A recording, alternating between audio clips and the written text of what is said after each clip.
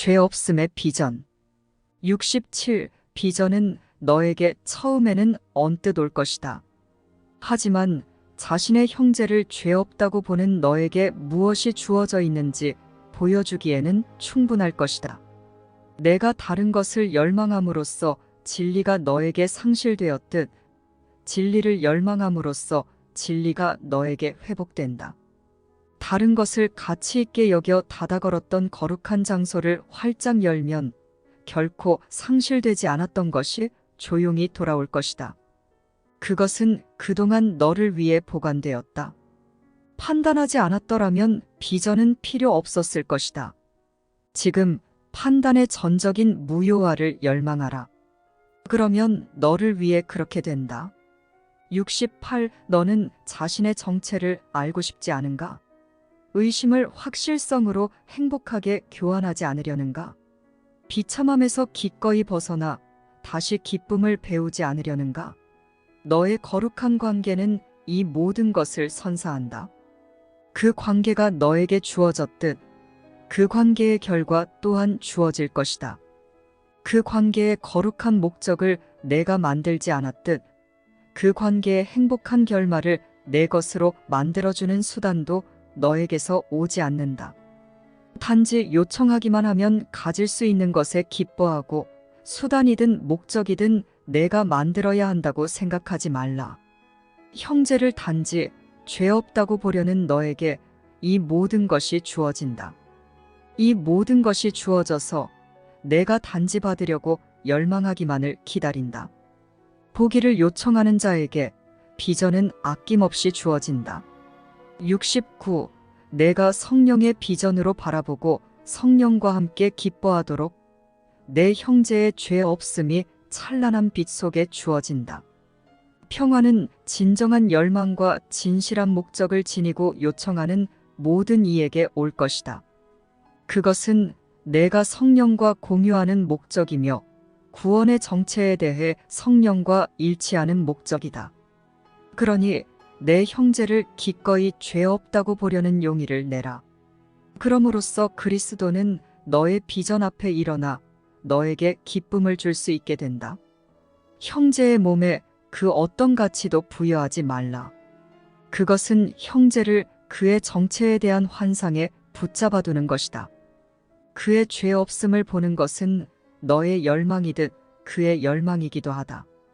너희 관계 안에서 하느님의 아들을 축복하고 그에게서 내가 그를 가지고 지어낸 것을 보지 말라.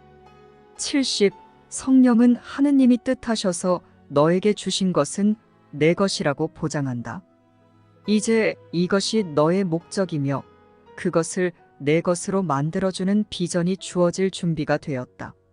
너희는 몸을 보지 않을 수 있게 해주는 비전을 가졌다.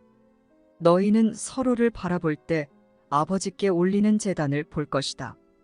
그 제단은 천국만큼 거룩하고 찬란한 순수로 은은히 빛나며 너희가 올려놓은 눈부신 백합으로 반짝거린다. 내가 이보다 무엇을 더 가치 있게 여길 수 있겠는가? 너는 왜 몸이 하느님의 아들을 위한 더 나은 집, 더 안전한 피난처라고 생각하는가? 너는 왜 진리보다는 몸을 바라보려 하는가? 내가 어떻게 파괴의 도구를 더 선호하여 성령이 너에게 제공해서 너와 더불어 살 거룩한 집을 대체할 것으로 선택할 수 있겠는가? 70일 몸은 연약함과 취약함, 권능의 상실을 나타낸다. 이러한 구원자가 과연 너를 도울 수 있겠는가? 너는 고통스럽고 도움이 필요할 때 무력한 것에게 의지하려는가? 이 한심한 작은 것이 내가 힘을 달라고 요청할 완벽한 선택인가?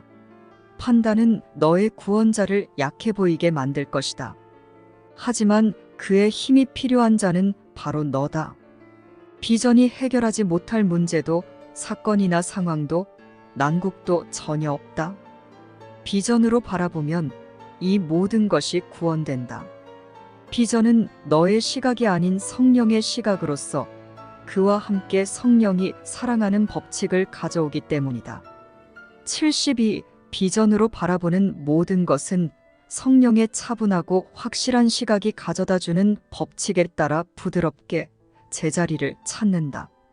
성령이 바라보는 모든 것의 목적은 항상 확실하다. 그것들은 조정되지 않은 형식으로 보이며 성령의 목적을 충족하기에 아주 적합하므로 그 목적을 충족할 것이다. 성령의 부드러운 눈길 아래 파괴적이던 것이 유순해지고 죄가 축복으로 바뀐다. 이렇게 교정하는 권능 앞에서 몸의 눈이 과연 무엇을 지각할 수 있겠는가? 몸의 눈은 죄에 맞춰 조정되었기에 어떤 형식의 죄도 간과할 수 없고 모든 곳과 모든 것에서 죄를 본다. 몸의 눈을 통해 보면 모든 것이 내 앞에서 정죄받을 것이다. 너를 구원할 수 있는 그 모든 것을 너는 결코 보지 않을 것이다. 내 구원의 근원인 너의 거룩한 관계는 의미를 박탈당하고 그 관계의 가장 거룩한 목적은 성취를 위한 수단을 빼앗길 것이다. 73. 판단은 한낱 장난감이자 변덕이며 너의 상상 속에서 죽음의 헛된 놀이를 하기 위한 무의미한 수단에 불과하다. 그러나 비전은 모든 것을 바로잡아 천국 법칙의 친절한 통치 아래로 부드럽게 가져간다. 이 세상이 한낱 환각에 지나지 않음을 내가 인식한다면 어떻게 될까? 이 세상을 지어낸 자가 너 자신임을 정말로 이해한다면 어떻게 될까? 세상을 돌아다니면서 죄짓고 죽고 공격하고 살해하고 자신을 파괴하는 듯한 자들이 전혀 진짜가 아님을 깨닫는다면 어떻게 될까? 이것을 받아들인다면 내가 보는 것을 믿을 수 있겠는가? 너는 그것을 보려고 하겠는가? 74. 환각은 있는 그대로 인식하면 사라진다. 이것이 곧 치유이자 치료법이다. 환각을 믿지 말라. 그러면 환각은 사라진다. 너는 단지 내가 그렇게 했음을 인식하기만 하면 된다. 일단 이 단순한 사실을 받아들이고 내가 환각에 부여한 권능을 너 자신에게로 되가져오기만 하면 환각에서 해방된다. 환각은 어떤 목적에 기여하며 그 목적을 더 이상 고수하지 않으면 사라진다.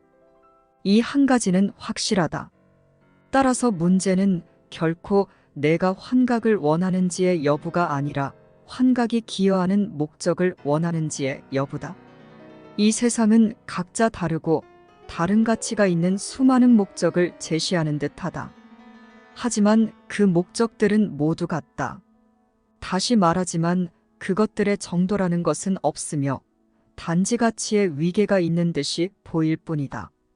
75. 오로지 두 가지 목적만 있을 수 있다. 하나는 죄이고 다른 하나는 거룩함이다. 그 사이에는 아무것도 없다. 그리고 내가 선택하는 목적이 내가 보는 것을 결정한다. 내가 보는 것은 단지 내가 그 목표를 달성하려고 선택하는 방법에 불과하기 때문이다.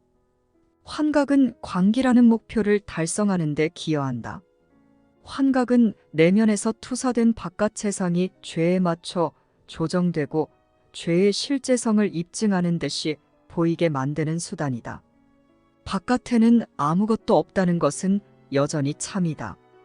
하지만 무 위에 온갖 투사물이 만들어졌다. 무가 지닌 모든 의미를 무에 부여하는 것은 바로 투사이기 때문이다. 76. 아무런 의미도 없는 것은 지각될 수 없다.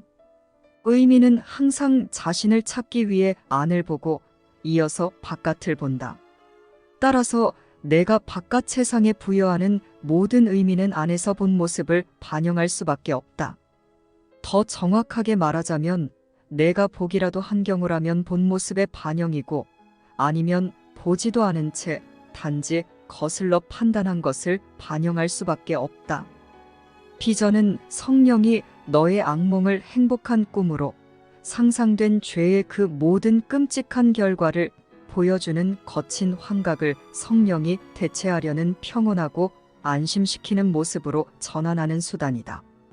이렇게 온화한 모습과 소리는 행복하게 보이고 기쁘게 들린다. 그것들은 공포에 사로잡힌 너의 의식에 에고의 목적이 가져다 준 온갖 무시무시한 모습과 비명소리에 대한 성령의 대체물이다.